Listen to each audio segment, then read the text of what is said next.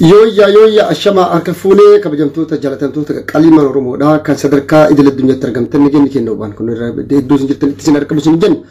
Egaa akkuma beekamu obboltii teena gootitti Oromoodha haadha gaafa rakkoodha obboltii gaafa cinqii Koloneel Atleet Daraartuu Tulluudha jechuudha onnirraan galatoonfachuu barbaada. Ummata Oromoodha bakka bu'ee galatoonfachuu barbaada jechuun danda'a. Dhugaa dubbachuudhaaf akkuma hundi keenya guyyaa kaleessaa dhageenyee agarreetti obboleettiin teenna gootittiin gaafa rakkoo gaafa cinqii saba ummata Oromoo biraa saba ishee biraa galata guddaa kanan jedhamne qabdu saba kanaaf aarsaa guddaa kafalaa jirti wareegama guddaa kafalaa jirti jechuudha. Isii kana irra deddeebiin galatoonfachuu barbaanna. Atleet Daraartuu Tulluu Oromoodhaaf maalidha? Guyyaa kaleessaa diinota Oromoodhaa warroota akkam keessa jiddu qubattee teettee dhugaa Oromoodhaa haqa Oromoo san babbaqaysitee akkasitti dhodhoostee dubbatte kan jedhu kan ilaallu ta'a jechuudha. Egaa ka Daraartuu Tulluu akkuma beekamu hayyoonni keenya gootonni keenya kan akka Jawaar Mohaammed, Hamzaa Booranaa fi Dajanee Xaafaafaan Ahmad Baqqalaa Garbaafaan jechuudha. Gaafa isaan nyaata lagatanii guyyaa 40 nyaata fi dhugaatii didanii wareegamu lubbuu isaanii wareeguudhaaf murteeffatanitti gaafa jaarsi biyyaa dhabame abbootiin gadaa dhabamanii abbootiin amantaa dhabamanitti obboleettiin teenya tun miila irratti isaan jigdee boottee akka isaan nyaatanii sarvaayiv godhan akka isaan lubbuudhaan jiraatan nama waadaa guddaa galata guddaa ummata saba kanaaf ummata Oromootiif goota oolte jechuudha. Kanaaf irra deddeebi'uudhaan har'as borus Daraartuu Koloneel Atleet Daraartuu Tulluu galatoomi sin jenna. Daraartuu Tulluu akkuma lugaan guluftee gootummaa addunyaa Afrikaa mataa ol qabachiistee dubartii jalqabaa Afrikaa kan addunyaa irratti olompikii injifatte taate seenaa si mana barnoota keessatti barannes turre ammas ammoo daranu dhaloonni dhufu guluffii qofaan osoo hin taane gootummaa onnee sibiila qabaachuun nama dhugarraa maqne haqarraa gara tokko of duuban jenne gootitti jabduu ta'u dhaloonni dhufuu fi dhaloonni ammaa galmee seenaa gubbatti si barreesse galmee seenaa irratti odoo lubbuun jirtu gaafa duutes kan si baarsu ta'u asumaan siif himuu barbaada jechuudha. Kanatti aansee guyyaa kaleessaa yeroo nuti amma irra jiru sadarkaan uummanni Oromoo irra jiru sadarkaa qeesiin gadi bahee mootummaan Abiyyi mootummaan yakkamaa mootummaan nama nyaatan mootummaan gartee manadhaa keessaa baasee ilmaan Oromoodhaa ajjeesaa jiru. Mootummaan gocha akka waraanaa raawwachaa jiru. Mootummaan gartee duuggaa sanyii gocha shukanneessaa ilmaan Oromoo irratti raawwachaa jiru. Sheekiin gabbayee mootummaan kun intuqamu mootii Habashaati Abiyyi intuqinaan jechaa jira. Sheekiin ulamaan guddaan biyya. Qeesiin akka jirutti gadi ba'e abbootiin gadaa Oromoo har'a sila abbaa gadaa jedhanii abbaa gadaa siyaasarraa bilisa ta'e akkuma Daraartuu Tulluutti dhaadatte kaleessa sirni gadaa anaaf seera biyya kamiifuu sirna kamuu caalaa jette dhugaa jiru himte dhugaa jiru dubbatte har'a abbootiin gadaa salphachuun malan har'a sheekotiin mataa qaqqabachuun malan har'a dubartiin Oromoo goonni takka dhugaa jiru haqa jirurra dhaabbattee rakkoo siyaasaa biyyattii san mudatee jiruu fi furmaanni biyyattii Itoophiyaa fi uummata Oromoo maal akka ta'uu danda'u daqiiqaa gabaabaa muraasa kennameef san keessatti akka gaariitti lafa keetti akka gaariitti uummata kanaaf saba kanaaf ibsitee jirti jechuudha. Kabbaa gadaa ka qeesii ka sheekaa dhiisa amma ka warra siyaasatti adeemnuti. Leencoo Lataa qabsoo Oromoo kaleessa gurguratee booleedhaan shaanxaa qabatee ba'ee booleen gale ija isaa dura teettee maal jettee yaa jaalleen Coolataa bara 1992 seenaa nutti himtanii dhageenye jirra.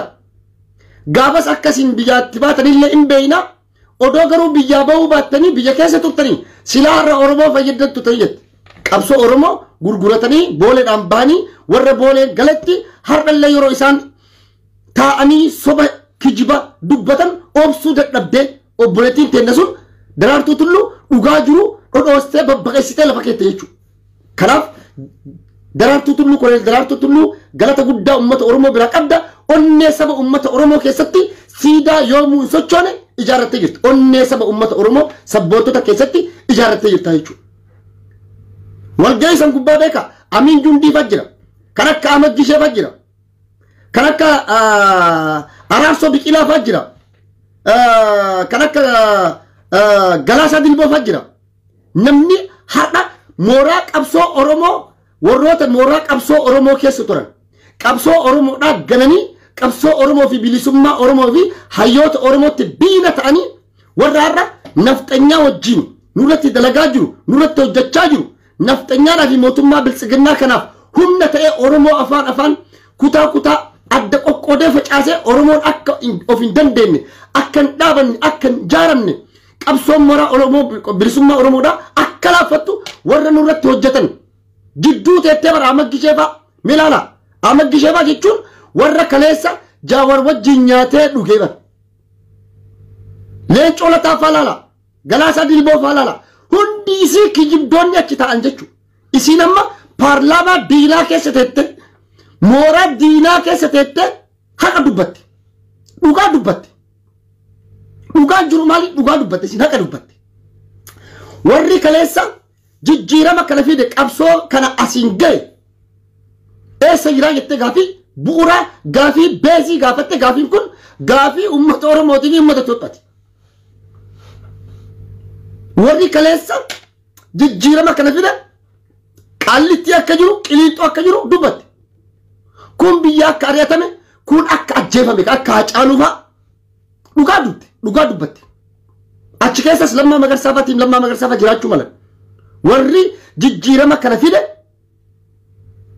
akka fi tawraarii ta'e dura qabsoo kana hoogganaa ture Tarsiimoodhaan masakee mataa fi miilatti godhee tottolchee sirna dargii ummata sirna Iyaadig kan ummata Oromoo fi ummata Itoophiyaa miidhaa ture hiddaan buqqisee Maqaleetti galche Jawaar Mahammad Baqqalaa Garbaa Hamzaa Booranaa fa'aa fi Jaal Abdii Raggaasaa fa'aa Koloneel Gammachuu Ayyaanaa fa'aa warras hidhamtoota siyaasaa Oromootii fi warra qaama mootummaa keessa jiranis maqaa dhoofte jirti. Dhugaa dubbachuudhaaf.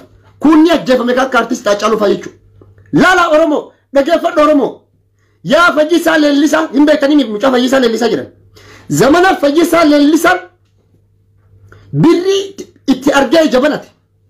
Zamana Fayyisaa Leellisaa fan dhugaa Oromoo haqa Oromoo jallisanii mootummaa kana wajjin darbaan simintoo Afrikaa irraa hayyama fudhatanii yeroo isaan hannarratti bobba'anii jiran kanatti yeroo beekaa xiqqaan guddaan hundi mootummaa kana harka dhawu warra isiin kaleessa wajjin teette hundi isa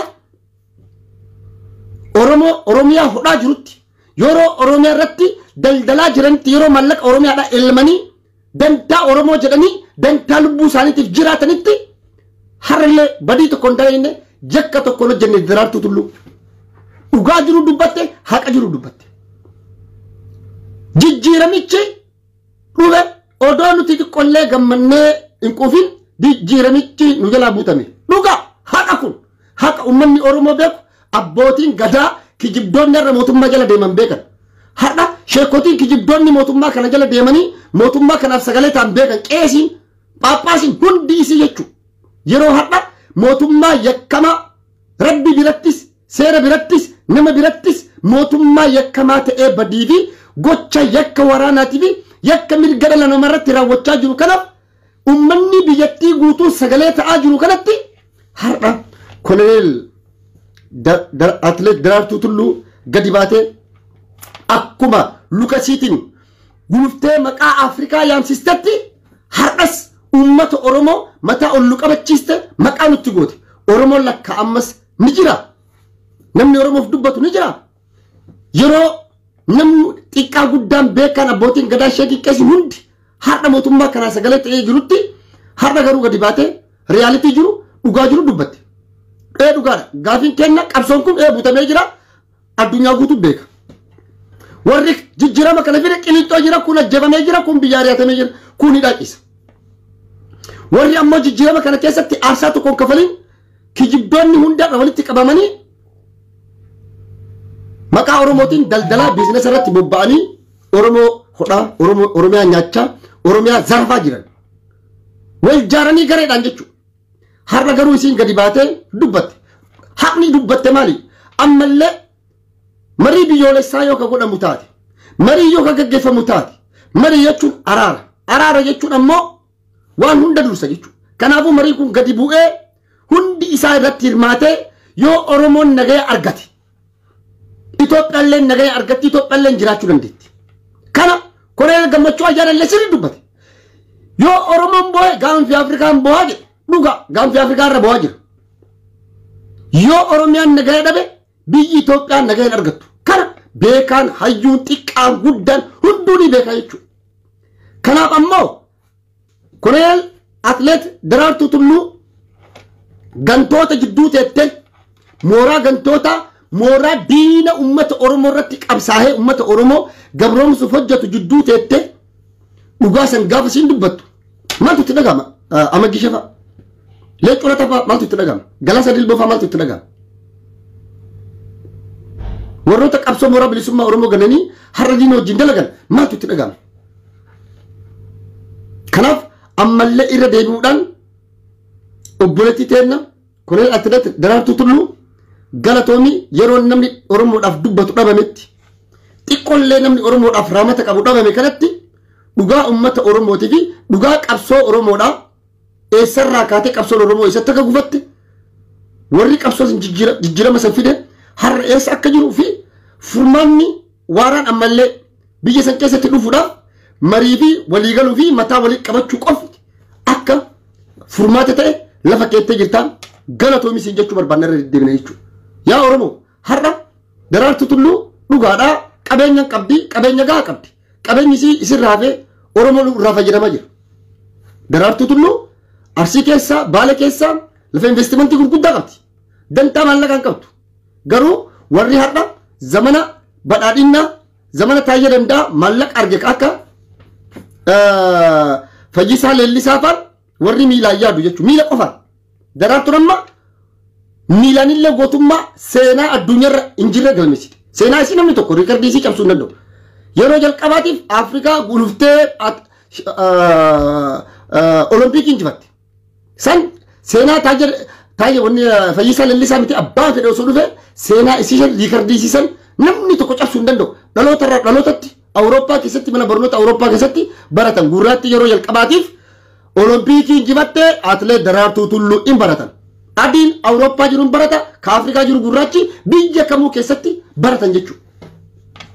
Dhugatti isiin nuuf goota caalu respect kabaja guddaa siif qabna ka akka keetii kana Oromoodhaaf haa baay'isu ka akka keetii kun akka nu baay'atu barbaanna. Kanaafuu yeroo gartee isiin akkanatti dubbattu kanatti diina gidduu teettee diina jechuun diina jechuun bar diina alaan beekame diinni guddaan badaan hamaan kaansariin naqarsaan diina keeti. Ka akka kun Amaggi Shafaa Amin Jundiifaa Leeccoo Lataafaa Galasa Dilboofaa achi ta'anii Araarsoo Biqilaafaa Malaaxaa Koofiyyaa kaatee achi ta'a namni martuu lala. Warri kun warra kaleessa mooraa qabsoo bilisummaa Oromoo keessa ture. Har'a garuu warra koondomineemiidhaan Oromummaa isaanii jijjiiran lala. Koondomineemii lafa kaara 200-300 Oromummaa isaanii jijjiiran. Daraartuu Tulluu dhaqxee gaafatti siin kennitu. Hin kennituu fi Amaggi Shatii. VIP siin bittu Daraartuu Tulluu yoo dhaqxee gaafatti Oromummaa gurgurachuu kee caala har'a yoo rakkattee abbootii qabeenya Oromoo bira dhaqxe. Rakkinni akkanaa qaba. Na gargaara osoo jettanii isin gargaaranii har'a duqquu dayyaasaa akkamii biyyaa baastan isaa dubbachaa jirtanii har'a nafxanyatu Oromiyaa irratti dhiichisaa jira lafa Oromiyaadhaa daangaa Oromiyaadhaa saamaa jira abbootii qabeenya nafxanyatu har'a funyaanii akka barbaade dubbachaa jira jechuudha. Abbootii qabeenya Oromoo meeqa biyyaa yaastan yaa xiqqaqqeenna anastanya ummata maayikroodhaan jaaramee Oromoo irratti bobba'e ka akka Amaggi Shafaa Amin Jundiifaa Galaasaa Dilboofaa ka akka gartee Leeccoo Lataafaa Leeccoo Baatiifaa ka akka Diimaa Naga'oofaa warra kanniitu ammallee Oromoo bakka buuna jedhanii marii sobaa marii dharaa marii kijibaa geggeessaa jiran jechuudha. Abiyyi dhugaa isinitti himaa marii biyyoolessaa kaayoo geggeessuuf fittu jira. Marii biyyoolessaa Abiyyi geggeessu marii biyyoolessa sobaa dhugarraa fagaate. Kan mootummoota addunyaa fi dhaabbataalee idil addunyaa kan akka United Nation kan akka gamtaa Awurooppaa fa'aa mootummaa Ameerikaa fi mootummoota Awurooppaatti sobuudhaaf marii biyyoolessaa jedhee ijaare malee dhugatti Abiyyi biyyattii Itoophiyaa saniif furmaataa fi waaraa fi nageenya tasgabbaawaa fiduudhaaf hin goone jechuudha. Dhagaa isinii himaa tokko isin dabala asirratti. Dengada manni marii bakka bu'oota uummataa paarlaamaan hoo isin nagarin jechuudha. Hordofa jala deemati wanni abiyyi godhu takka takka lala. Manni marii bakka bu'oota uummataa komishiniin marii waliigaltee biyyoolessaa isa naashinaal dialoog jennuun kana akka hundeeffamu paarlaamaan harka guutuudhaan mirkaneesse. Sagalee caalmaan jechuudha. Gaafa paarlaamaan waa kana mirkaneessu komishinii kan hundeessuuf mirkaneessu mana keessaa gaafilee kaan. Gaafii kee maal jedha? Marii biyyoolessaa keessatti jala sararamee shanee wanni jedhamu akka keessatti hirmaanne TDF yookaan TPLF ka jedhu akka keessatti hirmaanne. Warri lola kana keessaa gahee hin qabne warri mootummaa kanaaf harka hin dhoofne keessatti hirmaachuu hin danda'u jechuudha. Kana jechuun jaalmarroon keessatti yoo hirmaanne Itoophiyaa keessatti nageenyi dhufuu danda'a. Sammuu keessa baradha. Warri TPLF TDF yoo keessatti hirmaanne nageenyi waaraan Itoophiyaa keessatti dhufuu danda'a. Never ever hin danda'u jechuudha. Kana paarlaamaan jala sarareeti. Paarlaamaan dhugaadha. Yoo fakkeenyaaf marii waliigaltee biyyoolessaa geggeeffamu kana keessatti waraanni bilisummaa Oromootii fi TDF yookaan TPLF hirmaachuu qabaa ka jedhamu taate seerri biyyattii Itoophiyaadha fooyya'uu qaba. Dirqama fooyya'uu qaba. Maaltu fooyya'a? Seera paarlaamaa keessatti bahee TDF yookaan TPLF fi waraanni bilisummaa Oromoo Liberation Army shororkeessaadhaan himatamee jira. Shororkeessaadha diina mootummaa kanaatti jedhamee jira jechuudha. Yoo mariin biyyoolessaa hin geggeeffamaa isaanis keessatti hirmaachuu qaban ka jedhamu taate ammoo isaan kanarraa paarlaamaa walitti qabamee akka haaraatti seerri fooyya'uu qaba jedhanii seera san fooyyeessanii labsii isaan irratti labsame san keeyyata san keessaa haqamee keeyyanni sun fooyyahee maqaan isaanii beekamtii argatee akkasitti mariin biyyoolessaa geggeeffama. Garuu marii biyyoolessaa kana kan geggeessu silaa eenyu ture? Qaama walaba ta'etu marii biyyoolessaa geggeessa. Qaama walaba ta'e yeroo jennu qaamni siviilii jechuudha. Qaamni siviiliyyuu yeroo kana geggeessu gamtaa Afrikaarraa, gamtaa Awurooppaarraa, biyyoota adda addaarraayyuu komishinii qaama walabaa ta'e hammate akkuma filannoo mootummoonni addunyaa dhufanii taajjaban. Filannoo Itoophiyaa fakkeenyaaf mootummaan Itoophiyaadhaa gamtaa Afrikaatti ergee na taajjabaa filannoo kiyya sirrii moo sirrii miti ta'uu ka jedhu gamtaa Awurooppaatti dhaqee ammallee xalayaa ergee gamtaan Awurooppaallee akkasitti komishinii miseensota isaa ergee fi akkasitti filannoo taajjaban. Mariin biyyoolessaas kan hunda hammate kan addunyaa hundaaf ifa ta'e ta'uu qaba. Isa godhuudhaaf ammaa biyyi qophii miti. Ammallee wanni isin himu waraanni bilisummaa Oromoo kana keessatti kan hirmaanne jala sararamee jira. TDF illee jala sararamee jira. Okay. Marii isaan geggeessaa jiranii fi wanni isaan gochaa jiran malee. Abiyyi Ahmad ammallee maal jedhe? Namni qaamni nama dhuunfaa tokkoo fi jaarmeen siyaasaa Oromoo fedhee kan saba fedhaa ta'uuti. Kan Abiyyi beekamtiin kennine marii waliigaltee biyyoolessaa kana keessatti irratti hin hirmaatu. Hin hirmaatu. Daraartuu tulluu ganama galee dubbiin. Dhaaba ammallee jettanii bara yoo isaanii gale jechuudha. Yoo isaanii gale waan akkanaa kana dhaabati ammallee karaa sirriirra deemaa. Waan hunda keenya hammate yoo kan hundi keenya wal geennee mana tokko keessatti wal geennu taate Itoophiyaa keessatti waan barbaanne gochuu dandeenya. Tapha barbaanne taphachuu dandeenya siin jettee bara. Amma Habashaan dubbii sanillee murtee waan barbaadde gochuu hin dandeetti. Tapha siyaasaa hedduu taphachuu dandeenya. Yoo nuti wal taane, yoo nuti walii galle, yoo nuti tokkummaa qabanne, yoo nuti mataa fi miila walitti qabanne jettee miti daraartuu tullu har'a Abiyyi faan kana gochuudhaaf qophii miti. Kana namni godhu ammoo amma okay. Jaarmoota Jawaarfaa yookaan ammoo tinuu Daawud Ibsaa adda bilisummaa Oromootii fi kaafan asirratti ni hirmaatanii jalqaba hayyoonni siyaasaa Oromoo hiikamu eegga hiikaman booda dhugaadhaa marii biyyoolessaa keessatti ni hirmaata jechuudha. Waraanni jaarmoonni siyaasaa Oromoo Abiyyiif beekamtii kennanii jiranii adda bilisummaa Oromootii fi kaafan jechuudha. Abiyyi beekamtii kennanii. Isaan ammoo waraana bilisummaa Oromoo kana waboo dhiisanii marii biyyoolessaa keessatti ni hirmaata jechuun gaafii guddaadha. Marii biyyoolessaa kana kan ollantummaadhaan geggeessaa jiru Abiyyi Ahmad. Marii biyyoolessaa sobaa fi kijibaa kana keessatti hayyoonni Oromoo ammallee gadi ba'anii waliin dhoqqee laaqqatanii neefaree hin godhan. Kanaafuu marii biyyoolessaa sobaa dharaa Abiyyi geggeessu kun akka gufuun hedduun isa mudatu asumarraa ganamaan asirraa tilmaamuun nun dhibu jechuudha. Waan agarru haqaa fi dhugaa lafa jirtu jechuudha. Kanarra taa'uudhaan kana hubachuudhaan Abiyyi Ahmad maal godhe? lala abiyya lala akka hayyoonni oromoodhaa hidhaa keessan baane naamana jaalattanii jibbitanii akka hayyoonni oromoodhaa hidhaa keessan baane akka oromoon yaada isaa gara tokkotti luuccesinetti godhuudhaaf burjaajii hama ji'oota lamaan darban oromoo keessatti uumee jira abiyyi ittillee milkaa'ee jira jechuudha. Tokko walii rakkoo amantaa fide sababa rakkoo amantaa walitti mufinni garagara uumamee jira warri madaa garagara duru garatti baatee deemu sunni hundi bulgaafatee jira. Gaafa rakkoon amantaa dhufu ammoo rakkoo kutallachuma keessa jira wal qabata. Naa qabaddaatan. Rakkinni amantaa Oromoo keessatti gaafa dhalatu rakkoon kutallee wajjin dhalata jechuudha. Gooxiidhaan walirratti duulu, gooxiidhaan wal shakkuu, gooxiidhaan gartee wal jaaranii walirratti duulu ni godhama jechuudha. Gaafa kun gaggeeffama immoo mooraan qabsoo bilisummaa Oromoodhaa ni laaffata jechuudha.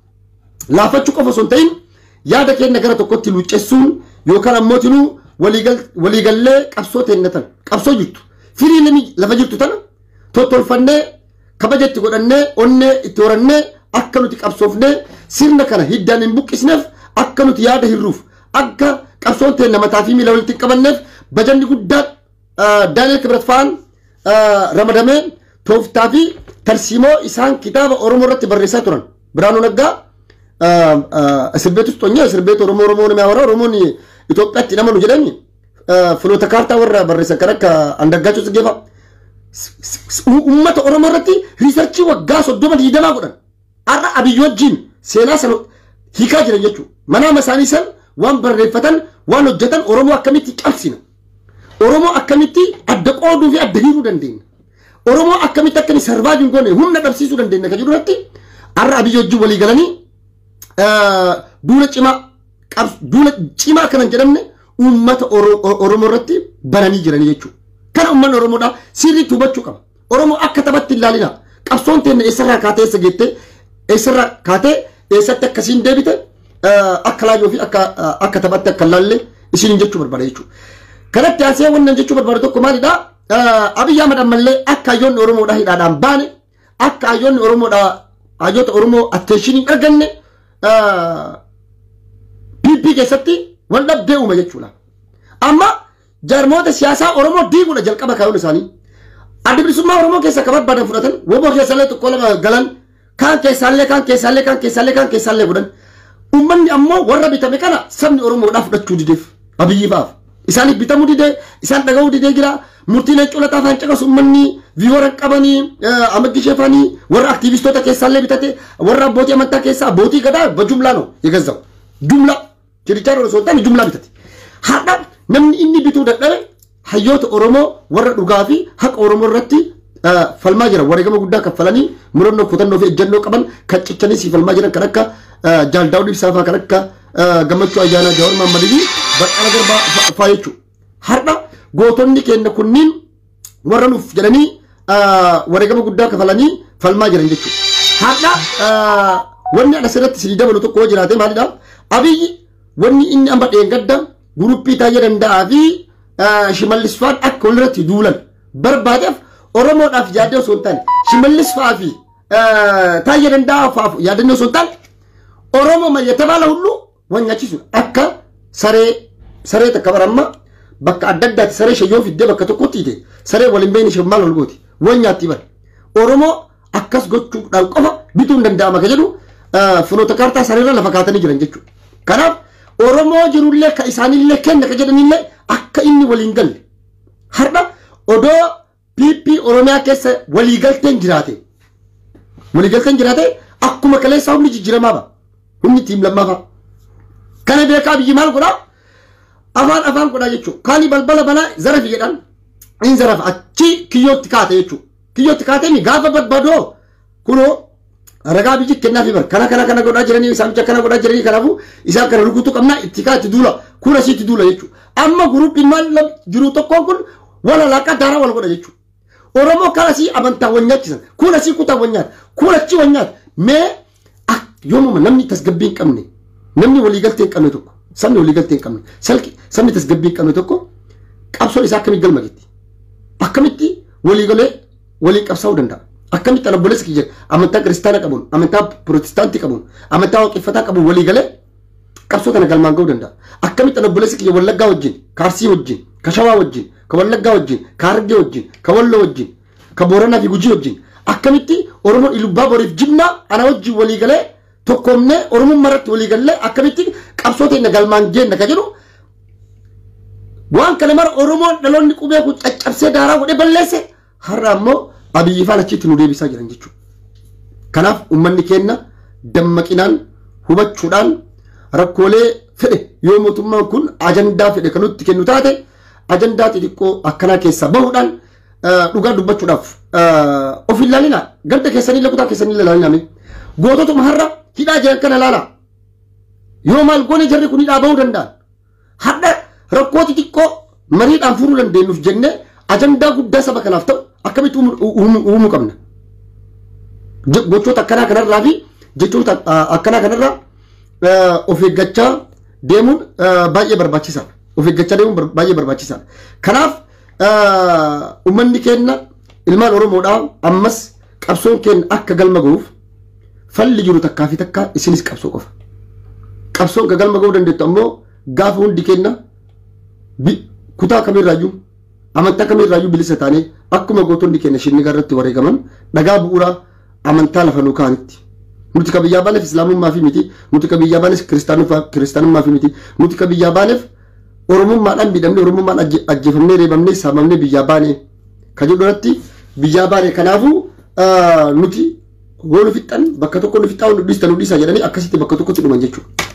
Odoo lubbuu isaaniitiif yaadanii ture anjaajaraati isaan kun amantaa kiristaana qabanii nuti islaama jedhanii akkasitti lubbuu isaaniitiin hafuu hin danda'an ture.